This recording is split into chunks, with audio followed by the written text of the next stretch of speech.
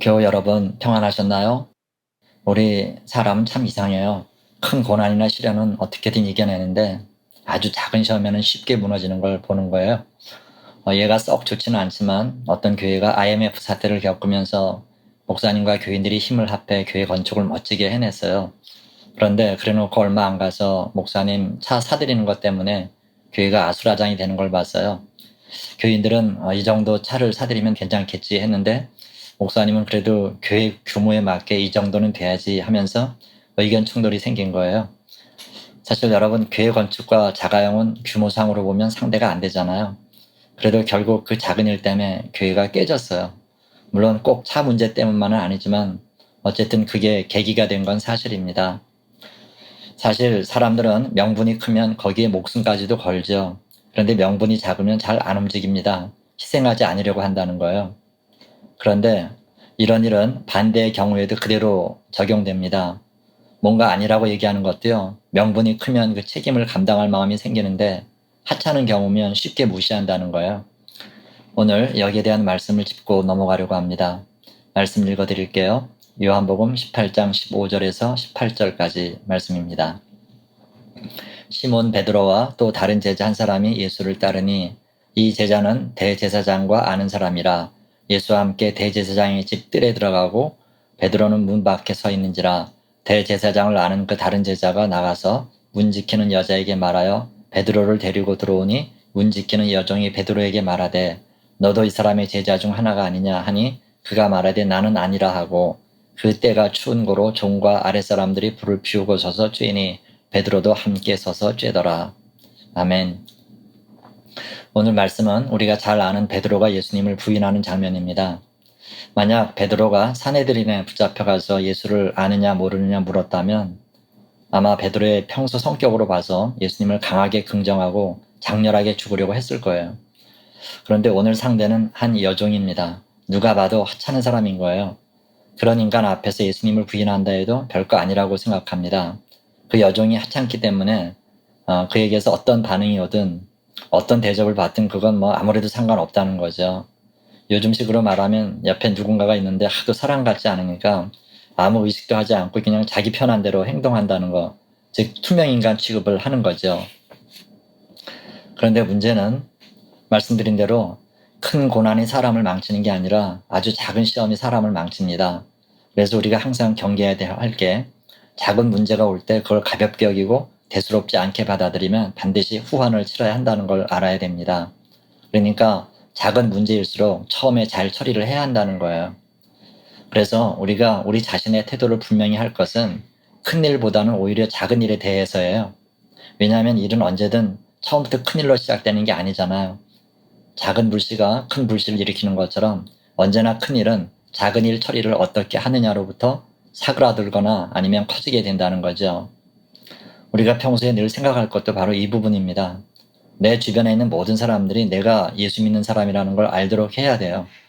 물론 뭐 아름다운 모습으로 자연스럽게 알도록 하면 가장 좋겠죠. 하지만 그게 아니더라도 내 입으로라도 내가 예수 믿는 사람임을 알려야 할 필요가 있어요.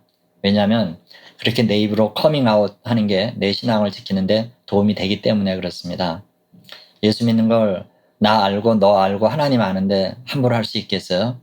그러면 그런 것들이 다 본인에게는 유익이 되는 거죠. 그런데 사람을 오래 겪은 어느 날 우연히 다른 예배 장소에서 만났는데 당신 예수 믿는 사람이었어? 이렇게 된다면 어떻게 되겠어요?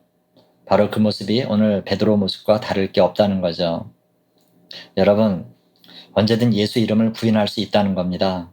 예수님이 어떤 분인 걸 안다면 우리는 그렇게 할 수 없죠. 우리를 구원하시려고 종의 모습을 가지고 세상에 내려오신 하나님이세요. 가장 크고 존귀하신 분이 가장 약하고 여린 모습으로 내려오신 분이시잖아요. 그 사랑을 안다면 우리 입으로 예수님을 부인하면 안 되겠죠? 제가 지금도 후회하는 일이 있어요. 제가 처음 목사가 돼서 목회를 시작하고 사역하는 교회에서 홈페이지를 만들었어요. 매주일 설교문을 꼬박꼬박 올렸죠. 그리고 매 설교 끝에 논문처럼 그 설교에 참고한 자료들을 쭉 열거해 놨습니다. 책이든 설교든 단 한 줄, 한 소절이라도 인용하거나 참고한 건 다 썼으니까 제법 분량이 됐죠. 한 3, 4개월 그렇게 한 것 같은데 어느 날 선배 목사님께 연락이 왔어요. 설교 뒤에 참고한 자료들 열거하는 거 그거 하지 말라시는 거예요.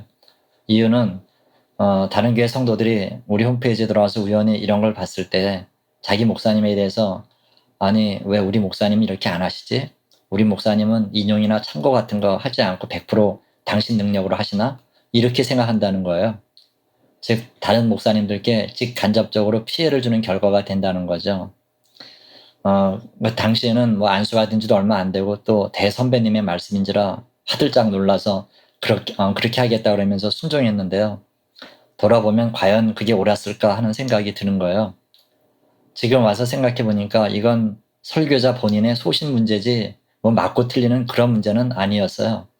물론 실제로 다른 목사님들께 피해를 주는 부분도 있겠지요. 하지만 그렇게 하는 게 잘못된 건 아니잖아요. 오히려 제가 그 소신을 지켜서 그게 확산되고 그게 대세가 된다면 지금 여러모로 문제가 되는 설교자의 표절 문제에서도 자유롭지 않았겠어요? 당시 저는 제가 옳다 생각했는데 선배 목사님의 의견을 이기지 못하겠더라고요. 몇 년 지난 후에 다시 시도해 보려고 했는데 그때는 뭐 또 뜬금없는 것 같아서 실행하지를 못했고요. 돌아보면 처음 그 문제가 나왔을 때 제 소신을 밀고 나갔어야 됐어요. 왜냐하면 그렇게 하는 게 틀린 게 아니었거든요. 오히려 어떤 선배님들은 신선하다 그러셨어요. 하지만 다시 마음 먹었을 때는 새로운 정황이 생겨서 처음으로 돌아가기는 어렵더라고요. 뭐 오늘 말씀에 썩 부응하는 예화는 아닌 것 같죠? 그래도 말씀드리고 싶었어요. 어떻든 이것도 처음에 대두됐을 때 작은 문제였을 때 제대로 응대했다면 어땠을까 싶은 그런 마음이 두고두고 들더라고요. 결정을 내릴 타이밍에 소신을 갖지 못했더니 나중엔 소신을 찾아도 어떻게 할 수 없는 경우였어요. 그리고 다시 돌이켜봐도 이건 큰 문제가 아니었어요. 그냥 작은 문제를 생각해서 그냥 가볍게 생각하고 하던 대로 하면 될 일이었다는 생각이 드는 거예요. 오늘 말씀은 제 문제로 시간을 많이 썼네요. 그래도 여러분 핵심은 잊지 마시기 바랍니다. 작은 일에 태도를 분명히 하시기 바랍니다. 그래야 큰 일에도 자기 입장을 명확히 할 수 있습니다. 사실 이 문제는 그렇게 어렵지 않아요. 간단합니다. 예수님이 명령하신 것처럼 우리 대답은 예와 아니요 두 가지면 충분할 겁니다. 예 할 때 예하고 아니요 할 때 아니요 답하면 우리가 감당해야 될 후폭풍은 거셀 게 없어요. 그러나 애매모호하게 대답하거나 아니면 하찮게 보인다고 부정하는 쪽으로 나간다면 그건 곧 감당하기 어려울 만큼의 큰 회오리가 돼서 우리에게로 돌아올 거예요. 베드로의 모습은 오늘 우리들의 모습입니다.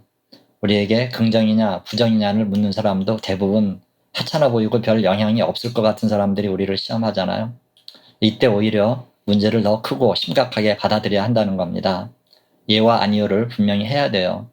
살면서 시험이 오는 것도 작은 것일수록 더 신중하고 엄격하게 맞이해야 될 거예요. 포도원을 허무는 것은 이리떼들이 아니라 작은 여우들이라는 거 기억하세요. 오늘도 이렇게 작은 일로부터 주님을 인정해서 주님께 기쁨을 드리는 저와 여러분의 복된 하루가 되시기를 주님의 이름으로 축원합니다. 아멘. 기도하겠습니다. 하나님 아버지 감사합니다. 지금을 살아가면서 오늘 베드로가 겪었던 문제를 우리도 많이 겪습니다. 때로는 우리 편의에 의해 예수님을 강하게 긍정하지 못하고 애매모호한 태도를 취한 적도 있었습니다. 주님 용서해 주시고 우리에게 작은 일부터 예수 믿는 자로서 태도를 분명히 할 수 있도록 용기를 주옵소서. 그래야 나중에 태산 같은 문제가 닥쳐와도 주님을 긍정하고 더 나아가 주님 위해서 죽기까지 할 수 있을 줄 믿습니다. 베드로처럼 일이 다 끝난 후에 후회하면서 통곡하는 일이 없도록 매일 우리에게 큰 믿음을 허락해 주옵소서. 오늘도 주님의 이름을 인정하느냐 부인하느냐 문제가 올 텐데 그럴 때 주님의 자녀답게 당당히 밝힐 수 있도록 은혜와 믿음을 덧입혀 주옵소서. 오늘의 한날을 주님께 맡겨옵고 감사하며 예수님 이름으로 기도하옵나이다. 아멘.